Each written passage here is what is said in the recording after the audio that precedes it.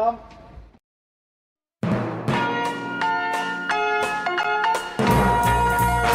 I will love it if we beat them. Love it.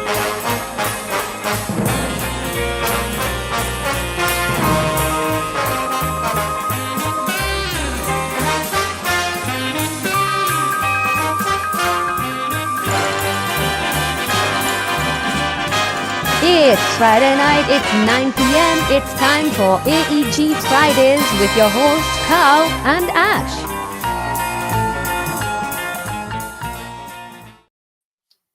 Evening, folks. Welcome back to AEG Fridays, your weekly Newcastle United football podcast with a touch of music. My name's Ash. The guy over there is Carl on this side. Right, Carl? Who wants it? Who wants it? First things first, it is Friday night, so we have to raise a glass and toast to the weekend. I'm feeling sort of Jacob Murphy. I've only got the juice this week. Yeah, I went for the old hey Sandro. I did that last week as a one-off, but I have officially quit drinking. But anyway, let's get on with it, because we won 5-1 on Saturday. You were there, Carl. Show us what you saw, mate. Oh, it was class, wasn't it? I mean, well, this was before the match.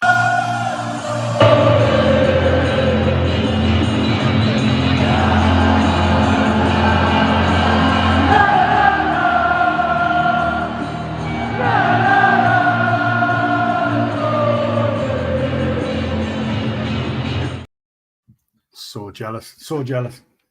Yeah. I love the bloke with his fucking meal deal waving in the air. The line in front of me gets us every time. Yeah, I don't think we expected that, did we? 5-1? No. I mean, in the predictor scores that I was looking at, I thought it might have been a high scoring game, just purely and simply because of how high in the press Villa go. It was proper ball apparently. Yeah, but I thought it was in terms of that, because Villa played quite high up. I expected us to get some goals, but I didn't expect them to blow them away. I couldn't believe that. Like, clearly that high press wasn't working for them, but they didn't change it, so we just kept exploiting them over and over again. I know. But yeah, it was a great game. It was a great game, and I think as the first segment of the show talks about Sandro Tonali, like, class. I mean, what? Brilliant. I mean, that's just for me. I don't know about you, mate, but for me, that was Gary Speed-esque, that arriving in the box late. Time to perfection. That was a perfect start in his Newcastle career. And I don't know about you, but I think he just bossed the game. I was just going to say, like, weirdly, he only got better from there. Yeah. I mean, he could have buried that second chance, but it was a good save by Martinez. But he was just everywhere, and he was part of everything for the entire game. What I will say is, how good was this guy? Oh. I mean, everyone goes on about Sven Botman being a Rolls-Royce defender, but we've got the Rolls-Royce in defence, a Rolls-Royce in midfield, and a Rolls-Royce up front. Yeah. I just think he was, like, I was in the southwest Gallagher, so I could see clearly basically that second goal he scored when their defender Konsa like rolled his foot over it and he just nicked in, and that it was just like to think straight away, like, I'm going to chip it over the goalkeeper. It was just unbelievable, mate. It was just a great finish, and he barely even looked up either. He just knew. No, he didn't. It was great. But going back to obviously the match itself, obviously you found this, which was from Tyrone Mings, and like, everybody clapped from all corners of the pitch, to be fair. And I thought that was really nice. To the players, fans, staff connected to Newcastle United Football Club, I also want to thank you. The applause, the messages, and the medical support I received on the day was really appreciated. What did you make of that? Touch of class. I mean, nobody wants to see an opposition player go down like that. I mean, Isak never touched him, so you knew when he went down and didn't get back up that he wasn't playing around, and it's devastating. I mean, they just lost any Buendia for a similar injury as well, so bit of a nightmare. But I like the fact that at one point it looked like the Newcastle players gave him more of a shit than his own teammates. Yeah,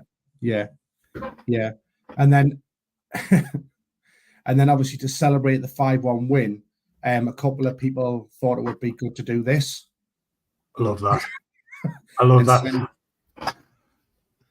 I've got my suspicions over who sent them there, but I don't know if you agree. It's Jacob Murphy for me all day. Yeah, I think it was Murph.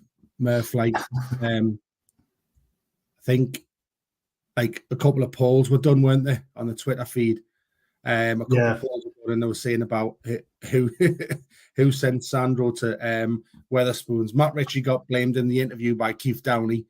And Eddie Howe was like, I don't know why he's getting blamed for it. Like, so it was good. It was really, I mean, I can just imagine like he sits down and looks at the menu and thinks, "What the fuck is this? Lasagna and chips." So I'm getting hello from upstairs, Dad. So I've got the two girls watching it. So hello, upstairs girls. As long as it's like a message from upstairs and not like the afterlife. Somebody looking down on you. Hello from upstairs. Yeah, I mean, 5-1 couldn't have gone any better. Top of the league. It'll be interesting. Obviously, I know we're going to come on to it shortly, but it'll be interesting to see how we go against some of the so-called bigger boys in the league in terms of how we played there. But you can't complain. It was a fantastic opening game. Good comment that. KLW, they were holding their own, but when Mings went off, we steamrolled them off the park. What did you think of that comment? Absolutely spot on. When Mings went, it kind of took the sting out of the game for a good 20 minutes or so. Sort of subdued the crowd, subdued the atmosphere and everything in the game, went with it. But then Newcastle got back into it and Villa just never caught up. We just kept running away and away and away. It was, I mean, I don't know how it would have gone if Mings had stayed on. I still think we were in the ascendancy when that happened. So I think we still would have won, just maybe not as comprehensively, shall we say. I think what I will say is, yes, it was a tight game with Mings on there, as in they were still playing a high line, by the way, and we were still creating chances, but whether their heads went down seeing one of their players go down or whatever, but we got stronger as the game went on. And Howe said, like, I'm not bullshitting when I say this, but it could have been 7 or 8. We had nine like clear chances. Like, that's a lot. Do you know what I mean? Like, Isak could have scored a hat-trick. Harvey Barnes brought it back in to pass it through to Wilson. Wilson should have scored, but the keeper come across. So there's another 2 at least. So that's 7. Do you know what I mean? 7-1 nearly. I actually wrote something the other day that said it's not very often that a keeper concedes 5, but still technically has a good game. Yeah, he had a good game. It's some brilliant saves. Like 3 1-on-1s he stopped. That's stupid thing with Miggy, but you know.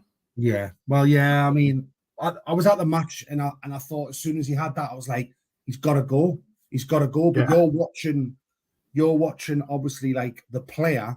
You're not scanning the whole pitch where you're watching it on Sky. You've got the hindsight of looking and seeing that there was actually 2 or 3 defenders running back. So it was never on there. I think I text you to say the only thing that I don't like, and see what anybody in the comments see what you think of this. If you are running back and you do something like, I don't know, you mistime a tackle and it's running away from goal, you get a yellow card. But the goalkeeper literally it was almost like a rugby tackle. A complete different sport. So it doesn't warrant a red card, but it doesn't warrant a yellow. But there's now we can do about it. It's so frustrating. Like, I was like, get off. Like, no, I totally agree, because there was no attempt to play the ball whatsoever. It was just a total body check. I mean, Martinez must have known. He must have seen the ball's not going towards there. I've got 2 defenders behind us. I'll just take them out. Well, exactly. Take one for the team. One for the team. But obviously, come on to the City preview now. Yeah. Oh, what a big game this is going to be. Massive test. Probably the biggest test we'll have all season because it's coming right at the start of the campaign off the back of a 5-1 win. Everyone's sort of expecting us to get something now, even though we've never actually won at the Etihad Stadium. Alan going with a 1-1 draw. I'd take that. Like, I don't know about you, mate. Yeah. Looking forward to gauging how good we are against a good City side. Cheers for the comment, Richie. He's actually going for getting a result as well tomorrow. I think for me, it just really does depend on like how, if we do go a goal down, how we keep our heads, because we play a very, very like high press game. City have lost a couple of players, which will go into their team in a second. But you reached out of a City fan, and obviously from their point of view. So we've had some people in the comments there saying they think that we might get a result. So basically, Emily has put in here, it will be a good game of football. Honestly, City will be fatigued knowing they've played last night and I've just have 2 days to prepare. I don't know if that's an excuse already or whatever. Watching Newcastle against Villa last week, Newcastle is the team to watch this season, which is interesting. And they were so good against City last season at St. James's Park. We're 3-1 up, as we know, at the time, and City obviously had to rally back to make it 3-3. So it will be a tight game this week, and sure, I expect goals. I find it hard to disagree with anything she said there, to be honest. I mean, I've already gone with a 2-2 in my prediction on to the podcast this week, so I'd take that happily. I'm just trying to be, I'd love us to get a result, but I've gone 2-1 City. What I want is I want it to be a close game. I want City to know that they've been in a real game, because if you can go to the Etihad, and even if you come away with a loss, but you've given them a real game, get them up at St. James's and give them a proper good game up there. I don't think, you know what I mean? So we'll see what it is there. But in terms of, you go talk through this. Yeah, no changes from last week for me. I know Eddie Howe likes to keep the same team if it's winning. Maybe say Barnes made another case to get in ahead of Gordon, picking up an assist and a goal, but I'd be happy enough with Gordon in there. He had a hell of a game. Maybe drop Miggy out and put Gordon on the right, Barnes on the left, or something like that. But yeah, I don't see him changing it, to be honest. That's the only thing I thought, mate. I thought I was just going to make a case for, do you think there's a case for Harvey Barnes to start?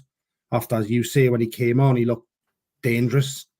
Or would you think it's a good idea to keep him on the bench, knowing that we've got that to come in?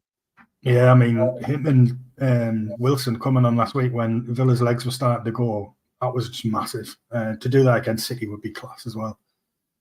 I think Richie might have been having a few brown ales there. Like, I'd love that, Richie. If that comes in, absolutely brilliant. I admire his optimism. He's always optimistic, as Richie. What was I saying? City, yeah. I mean, we did this one before Stones announced that he was not fit enough to play. So I reckon they'll probably bring in Josko Gvardiol, maybe swap Akanji with where Stones is now. But honestly, even though they haven't got De Bruyne, Diaz, Stones, that's a hell of a strong team there. Yeah. We're going to have to be on it tomorrow. And if you look at the team there that played, that was exactly what happened last night. So that Gvardiol played in the back, and Akanji was the one that was joining up in midfield. Yeah. So, and did they play that Cole Palmer? Did he play last night as well for a bit? The other night, yeah. He might be someone that might come on or might start. So I suppose that'll be interesting. Just to see, like you say, how far we've come. Yeah, keeps keeping Haaland quiet, innit? I mean, take him out of the game. If Botman can keep him quiet, then we've got a good chance. I'd say our midfield's better than theirs. Yeah, based on tomorrow, based on what we've got. Joelinton, Tonali and Bruno. I don't think this is a better midfield three in the league right now. Well, they've not got their... Obviously, you chuck De Bruyne in there. It's a totally different story, isn't it? He's probably the best midfielder in the league, or in Europe, or in the world, really. So, you know, so that's... Yeah, that's interesting. So what's your predictions then? What are you thinking? I'm sticking with 2-2. 2-2. Yeah, I think it'll be quite end-to-end. I think both teams like to attack, so... I'd love us to get, like you say, I'd be happy with a draw, absolutely ecstatic with a draw, but I just think we'll probably go down maybe 2-1. I definitely think we've got a goal and we're, but I just think if we can play really well, like you say, come away from there, haven't played really well, then I think that's a benefit for us, really. Yeah, coming away with heads held high, that's practically a win anyway. Because, like I say, we haven't won at the Etihad since in the Premier League ever. So, yeah. To be fair, coming away with a win's not it's nothing out of the ordinary. But like, if we can go toe to toe with them, then pretty much put the shits up them and tell them we are here this year, we are fighting for this title, and I would love it. Sorry, you got a bit carried away there. Yeah, we've just got to come away with something tomorrow, and even if it is just a case of coming away with our pride still intact, I'd be happy enough. Which probably nicely dovetails into a comment that you've just made there of this. It does, doesn't it? And we've got a nice little clip to show you. To boil your piss. The fourth official policing where one coach can go forward each time. Do you understand that rule? Yeah, it's in a Champions League like that anyway. I think it's only for one team a real problem. Newcastle.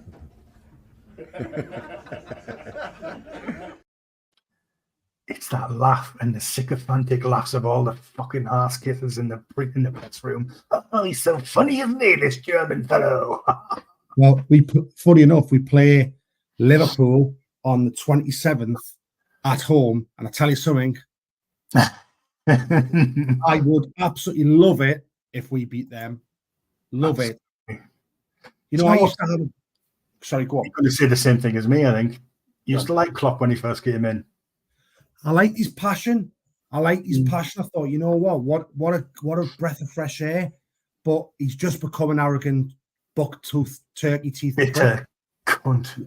He's just, I just can't stand him. And I used to really, really like it. You know, I used to like watching Liverpool, but now I can't stand them. No, so, it's all because of him and his hypocrisy. Bitching on about this stealing and not every club has this ceiling and no, we can't afford these £100 million signings. Like, mate, you just bid 110 million for Moises Caicedo, you lying git. He just lives in his own little world. Well, the thing is, a couple of the people on Twitter have called him out a little bit on there. And Kendall said it. She said she was bang on what she said. She said it's funny that he changes the narrative when it suits. So he's just sold a hell of a lot of players to Saudi, and then spent money and even like you say, put bids on for players who have both turned them down to go to Chelsea. You know, 160 odd million for those, 270 million for them two players who turned them down. They just went and signed a 30-year-old today. For 16 odd million, whose stats are all right. Never even heard of them, to be honest. I hadn't, but I looked at his stats up, and in Bundesliga last year, he was around 10th to 15th in all of the stats from a central defensive midfielder across Bundesliga. So he's obviously solid enough, but he might just be one of them ones that might do a bit of work that you don't notice. You need those type of players. Oh, I definitely. I wonder if with Klopp, everyone's turned their back on him and gone to Chelsea. I wonder if it's a case of players have seen him in interviews lately and just thought, I don't want to work with that miserable prick. looks like a right dickhead, I'll go somewhere else. Maybe. He's probably shot himself in the foot by turning into this grotesque turkey juice twat that he is. I know, yeah. They're like Anyway. But yeah, and then obviously, so that was that. If anybody, it's still 1-1. Nottingham Forest against Sheffield United. 75 minutes gone. So that right in the mood with a bit of music. Yes. Young Cortney Dixon from South Shields. What we're trying to do here with our little music segment is shine a spotlight on any up-and-coming artists, preferably from the Northeast, but they don't have to be. But if you've got any that you know of, or you can point us in the right direction, hit us up, let us know, and we'll feature them on this little segment. But this is Cortney Dixon with In and Out.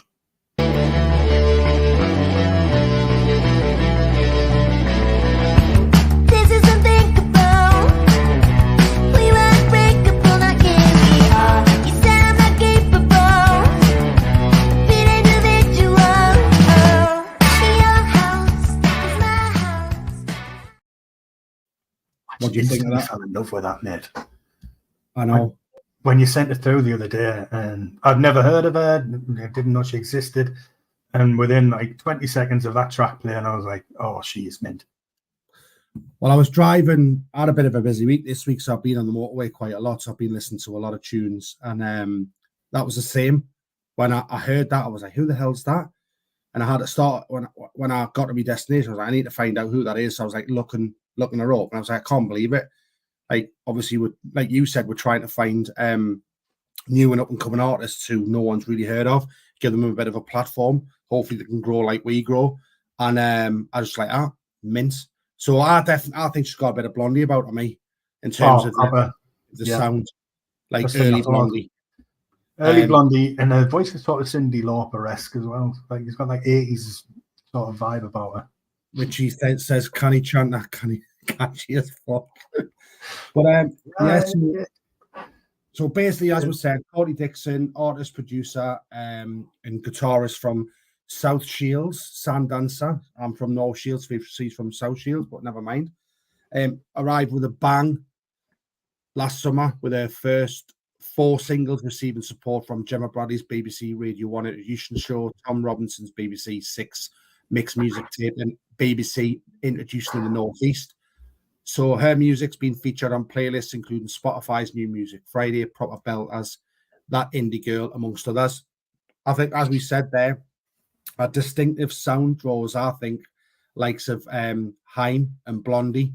It's all pop powered by her love of indie rock, big fuzzed up guitar driven bangers. And I think, well, put it this way, my 6-year-old absolutely loves it already. Like, I've played her a couple of songs and she's humming them and singing the tunes. But as that, well, yeah, Richie, did you put that comment up when I was reading that out? I put it up when you were talking there, but yeah it is instant Blondie vibes. Yeah. I'm going to have to do a deep dive and check out her other songs, but I will put a link to Spotify in the description as well. Absolutely, and I think she's just literally released a song today called Summer Love. So definitely worth a check out. Definitely someone who I'll be waiting to see when she's touring, because I love going to little gigs. So that's definitely something I'll be looking for, like, to be honest. Class catching them early in it before they take off, and you get to say, I was there. Exactly. Before she was famous, you know. Exactly, and I think that makes it more special. Like, if you go on the journey, with them, you know, from the start. But massive, like, we've got one more funny clip that we forgot to show earlier on, which I thought, when I seen it, obviously shared it with you. I'll share it now, see if everybody says. I think it says someone put on. I think it was one of our friends from Evermore put on. It was I think it was Lisa's or East Stand fan versus the Gallagher, and I'll share it now. Amazing. Newcastle are going places. This girl knows a lot. Ollie, what do you think of that? it was fucking mint. Yeah? High class. Straight down the middle, dichotomy of Newcastle. Ollie, Right down it. Ollie, it was fucking mint. Oh, I was just I can't believe you forgot to put that in. That was genius. in hysterics, mate. In hysterics when I seen that. But yeah. So yeah, I think that we've been on time this week. It's a little bit of a short one, 25 minutes. Chatted absolute nonsense. Be more like Ollie. Richie, absolutely Nonsense with him. Be more Ollie. Be more Ollie. If there's anything pardon? Get it printed on the t-shirt. Be More more like Ollie. Just a bit of a picture like that. I was going to say, if anybody watching in the comments or whatever, if there's anything that you think we should add, any artists that we've said, any little segments that we should add into the show. It's a new show. This is the second episode. We're still new. We're still learning. We're still adding anything in. So it's all for shits and giggles. So yeah, Richie said he's doing it. Give him the spark of invention. Like I say, we're still finding our feet, really, aren't we? So anything you want us to add in, we'll consider it. Absolutely. I think on that, we'll do our little shout outs to our people. Thanks for watching, guys. Like and comment on our YouTube and subscribe. And with that, enjoy the weekend. Thanks very much for watching, guys. Let's hope we get a good result against City. See you next week. Thank you for watching AEG Fridays. We will be back. In the meantime, please check out matic723.co.uk for all your football print needs. Check out using coupon code WAYN10 for 10% off your order.